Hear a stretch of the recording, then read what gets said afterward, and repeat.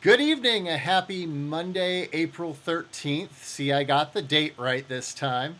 It's April 13th, 2020, and we are live from House District 68. We're live from none other than stately Ross Manor because we are again sheltering in place. We are being mindful of each other's health and safety. So remember, be safe out there. This is just a reminder that we have a responsibility to each other and ourselves. So we're sheltering in place. We are making the best of it. And as you may notice, we've got a background going. So that's a fun new thing that we've added today.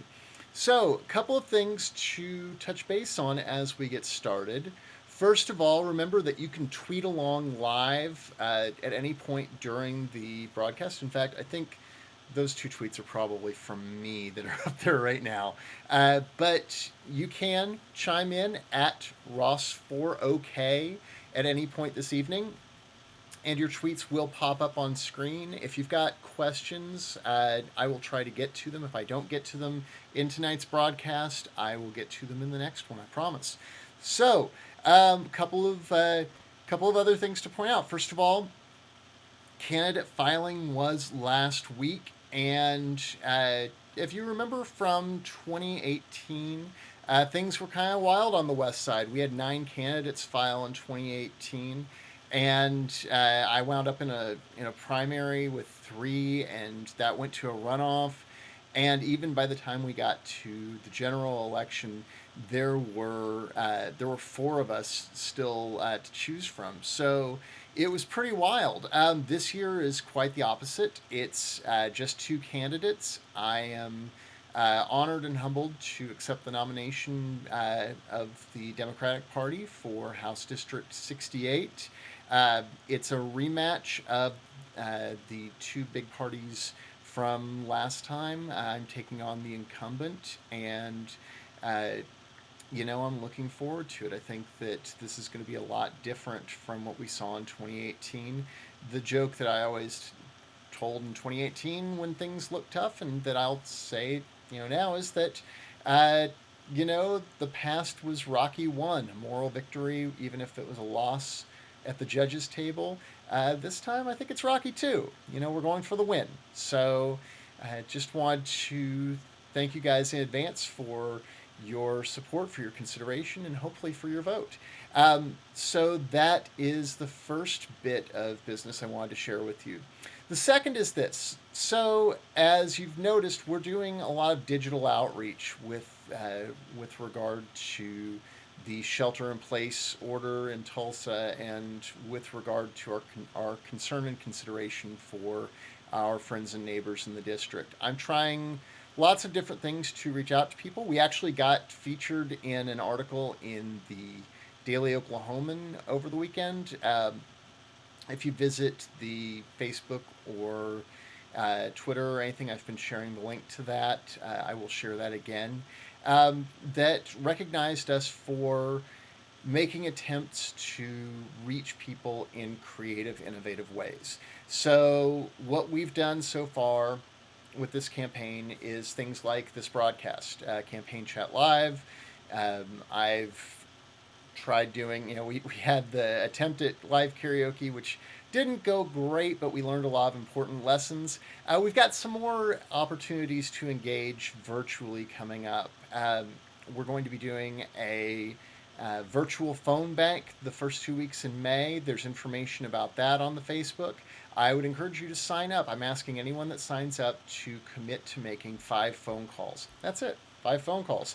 You do it from wherever. You can sit on the couch in your sweatpants and not have to worry about making yourself publicly presentable. I know I barely pass these days. Uh, but 5 phone calls at any point during those 2 weeks. We'll give you a script. We'll give you a website that has all the information you need, and it's a 2-minute phone call, 2 questions. That's it. So sign up, get involved with phone banking that way. Additionally, May 7th, I believe, we're going to do a virtual town hall. I'm hosting that through Zoom. We've tightened security on Zoom so that we don't have any more Zoom bombing happening. Uh, so, if you're interested in at- attending a virtual town hall, that's May 7th, and we're asking people to RSVP on the Facebook events page so that we can send you the security code. Again, we're trying to make sure that this is a valuable time for people to ask questions, get to know me a little bit. So please let folks know that is out there, and you can find out more on our Facebook page. That is facebook.com/Ross4OK. So keep that in mind. Watch that events calendar. We're going to be adding more stuff very soon. Something that I got a laugh out of. So, part of that digital outreach is I'm starting to run some ads on Facebook, and a lot of my imagery is, pictures of me and my glasses and the bow tie.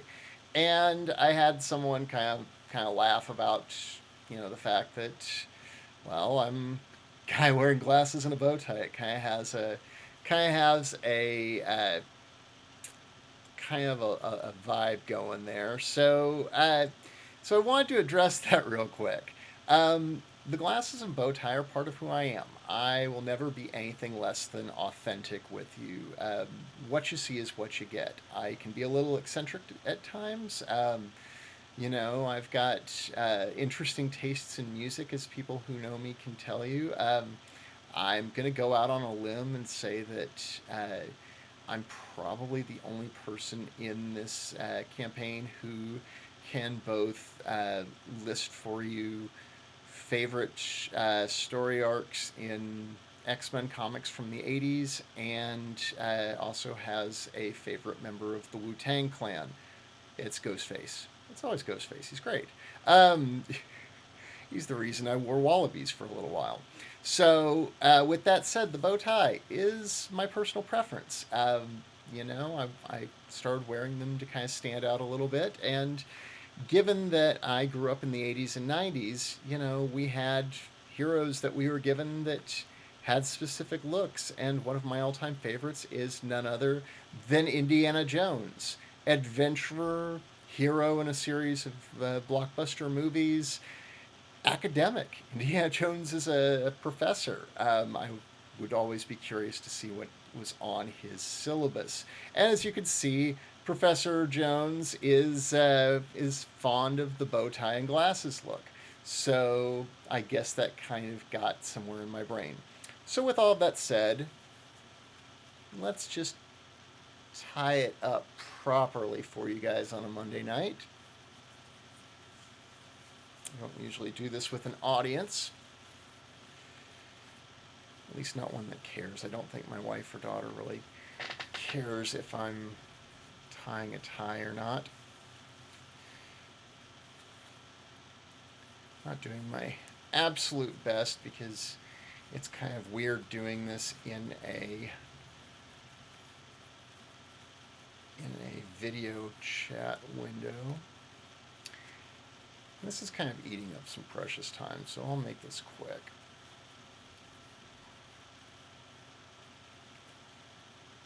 There we go. It's not my prettiest bow, but you know what? It's real. And I will always be real with you. Keep that in mind. What you see is what you get. And what you get is a candidate who does the work and who is willing to go the extra mile for you. And that's why we're here on a Monday night on Campaign Chat Live.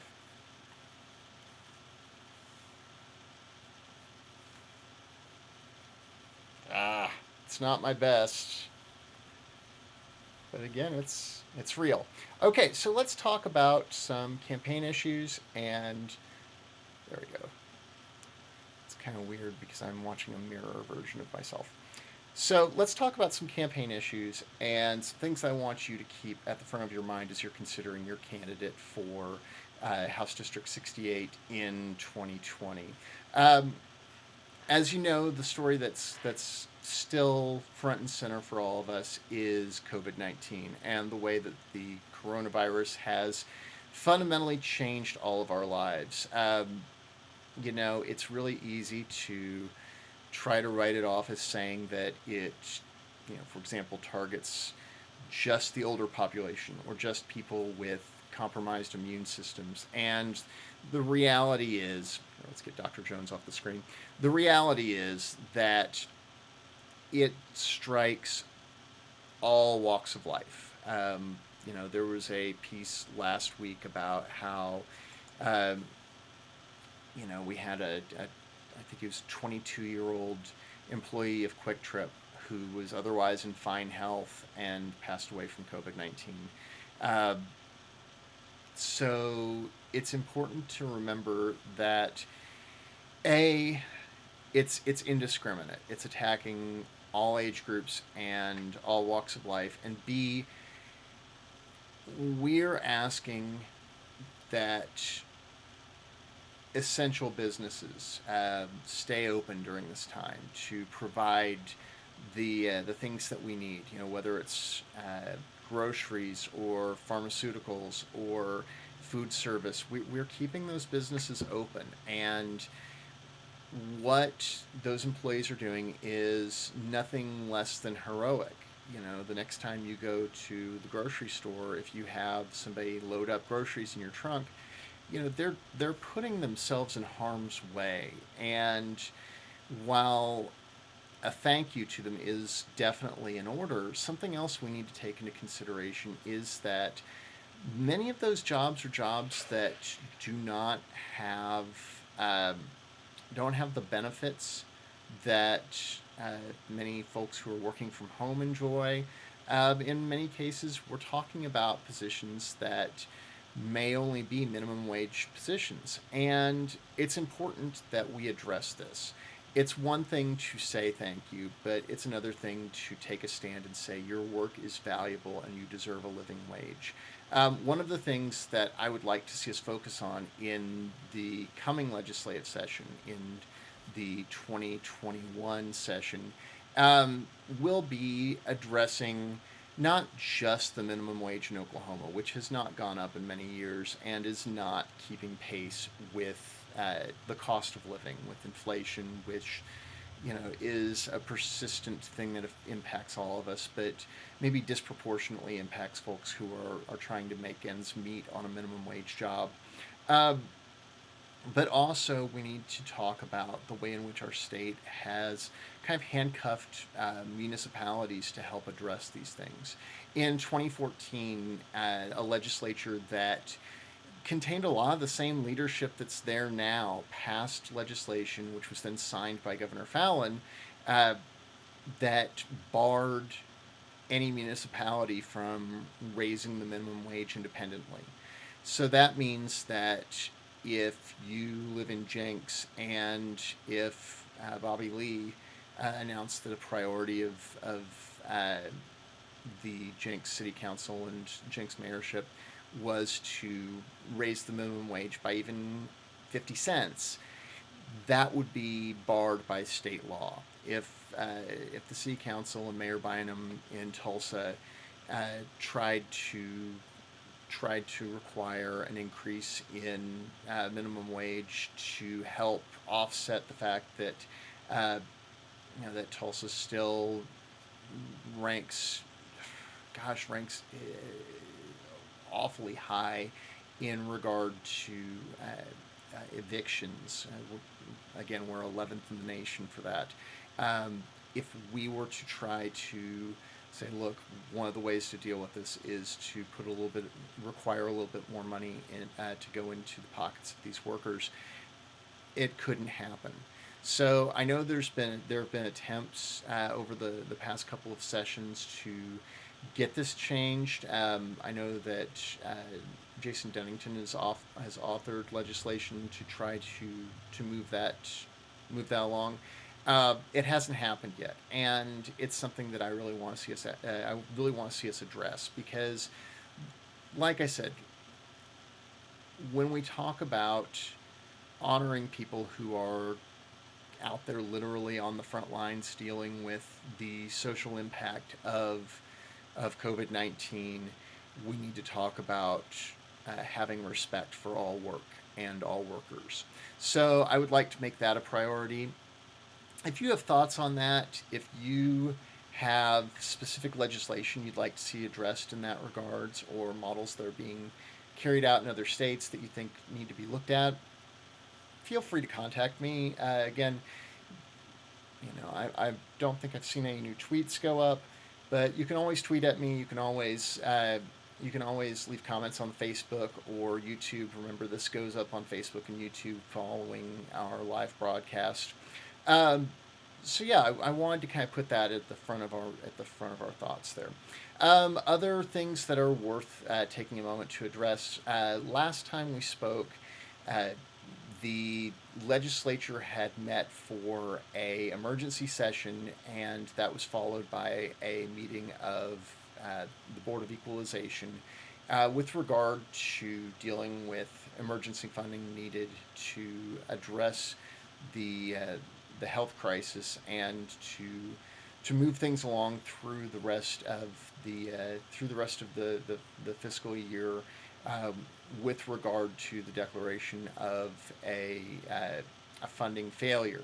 And it looked like things were going to move forward. And then, if you've been following the news in the last week, we see that what has happened is the governor has dragged his feet and has pushed back on the House because they specifically left out one of his pet projects as something receiving additional funds. Uh, there have been reports that this goes back to disagreements over a project overseeing rural broadband expansion. I'd like to take this opportunity to ask that our elected officials on the local level, our legislators, our senator, and our representative, add their voices to those calling for the governor to put aside this squabble and sign the legislation. Get the funding taken care of to get us the uh, through the next few months, and to put aside this what increasingly looks like a personal squabble. Uh, Rural broadband is an incredibly important thing to us. As you know, I'm a public school teacher who is currently having to work remotely to meet the needs of my students, and many of my students live in areas where broadband is not yet available, and that's still here, not far from the Tulsa Metro. I teach in Sand Springs, so that's something that needs to be addressed with seriousness and uh, and with good faith. And I don't like seeing that turned into a football that is part and parcel with not getting the people's business done. So um, I would encourage you to ask the incumbent, ask Representative Sims to speak up. He's not usually one to engage the governor in this regard. In fact, if you go back through any of his public statements, he has never once publicly criticized anything that Kevin Stitt has done. And you know, this is something that needs that attention. So that's been probably the big legislative story over the last week. Um, with that said, again, I want to remind you that if there are topics and issues you would like me to address, either with campaign chat or you would like me to address elsewhere, remember you can always reach out to me. I am at Ross4OK on all social media platforms, and my email is mike at Ross4OK. Don't be afraid to reach out. With all that said, I think we're going to go ahead and wind things down for this evening. I would remind you to, again, be safe out there. Make sure you're taking precautions. Mask up, glove up when you go anywhere. Remember the good advice that we had the other day, which was if you have to ask if something is a if something is an essential task, if you have to ask if I should be doing this, then you probably shouldn't be doing it. Stay home whenever possible. Uh, wash your hands frequently. Avoid touching your face. I know I just did a moment ago. Um, but be safe out there. And with that said, we're going to go ahead and wind down campaign chat for this evening. Remember to share this, like this. If you're a YouTube user, go ahead and subscribe to that YouTube channel. If you're on Facebook, remember to like and follow the campaign. If you're on Instagram, if you're on Twitter, we're Ross4OK, both places. One last thing, I would remind you guys that one of the one of the essentials of campaigning is fundraising, and much as I hate to have to make the plea here, I have sworn off any sort of corporate funding. I will not take corporate PAC money. I think that that's allowing an unfair amount of leverage in public discourse. I think that this should be a people powered campaign. And so, because of that, I have to reach out to you and say, if you can spare even $5, even $1, that's great. Um, Click the links that I've shared to our Act Blue page. If you're watching this live, there is a link just to the right of the video pane. When this goes up on Facebook and YouTube, there will be a link in comments. Please, please, please consider contributing. Every little bit helps. Um, that's what it's all about. There is giving you a voice, not just the big corporate donors. So, with all that said, I wish you a pleasant Monday evening. Be safe, be well. If anyone needs to learn how to tie a bow tie, hit me up. Maybe I'll make an instructable one of these days. And with all that said, thank you again for joining me for Campaign Chat. My name is Michael Ross. I am the Democratic nominee for the State House of Representatives in District 68, which runs along the Highway 75 corridor from West Tulsa and Berry Hill on down into Jenks and North Glenpool. I would be honored to have your vote. Please spread the word any way you can. Uh, Again, thank you so much for your time and for caring about local politics. Have a great evening, everybody.